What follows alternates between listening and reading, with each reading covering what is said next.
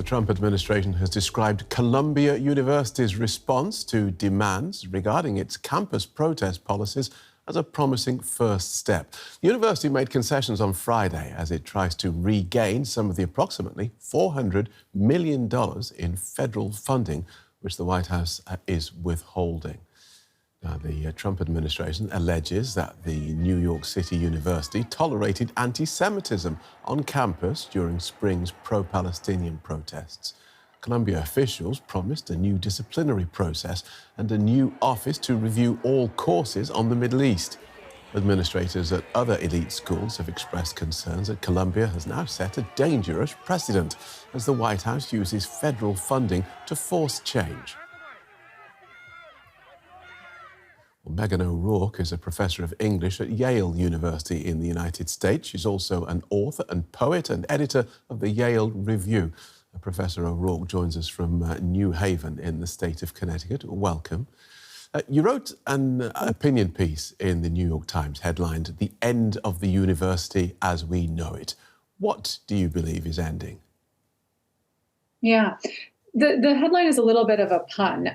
The end of the university as we know it means what is ending right now, and also the goal of the university as we know it. So part of what I write about in the piece is the history of research universities in the United States. Basically, starting around World War II and the aftermath of World War II, a science officer named Vannevar Bush kind of persuaded the American government to invest into research universities so that we could lead the way in innovation and development of science, but also in the humanities as part of a Cold War effort. And from the beginning in America, universities have really stood at this intersection of knowledge production and national interest.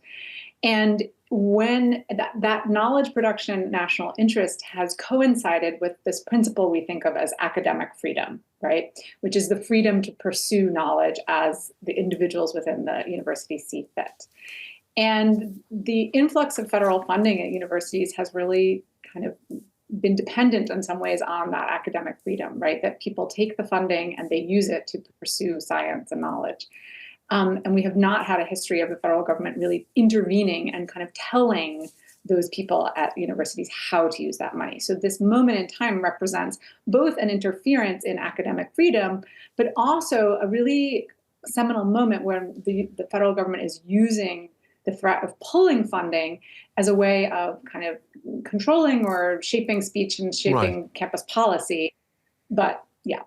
Except the White House would say it's trying to promote free speech and to curb anti-Semitism, which I guess you would be completely on board with. So I think we can argue with the idea that they're trying to promote free speech because we have examples of the White House actually trying to curb free speech, one of the most striking of which was the case at Georgetown University Law Center when the dean was sent a letter saying, we understand you're still promoting DEI, we're teaching DEI, and we're telling you to stop, or your students won't be hired, which is a classic example of kind of blacklisting. But to the point of anti-Semitism, yes, I mean, there's a serious conversation to be had about the protests on campus and the safety of Jewish students. But as many people have pointed out, the implementation of Title VI, which is the statute being used to say there's a violation of the rights of students on campus under Title VI, and we now need to pull the funding. Usually there's a series of hearings and the government works together with universities, none of which happened, right? The money was just pulled. So I think we know from that something else is going on, that we're not really engaged in a kind of substantial dialogue between the government and the university about what to do on campus. Okay, so Columbia University has caved. Is Yale going to go the same way? I can't speak about Yale. I'm not part of the administration. Okay. Should other universities go the same way? I'm guessing you feel that they shouldn't. I think no, because I think we should separate two things, right? Which is any internal conversation about reforms that might or might not need to happen that an administration and faculty should have together, separated from the top-down element of the federal government coming in and threatening to pull money, because that threat is a kind of hammer, right, that shatters all kinds of parts of the university, science research, cancer research, all kinds of conferences. And I don't think that's a kind of a good for anyone, right? So I think we do need to separate the kind of the question of what internal conversations might need to be had from this external kind of threat of we're going to take money if you use speech we don't like, which is a violation of free speech principles that found surely the difference is just that this is an administration that is putting it out there, that is putting it up front. If you do this, we will come after you. Whereas I'm guessing previously, other administrations will have looked at stuff and said, well, we don't really like that. And it would have been done much more quietly, words would have been had, and it would all have been done differently. This is all out in the open. This is the Trump way. This is the new Trump world. Yeah.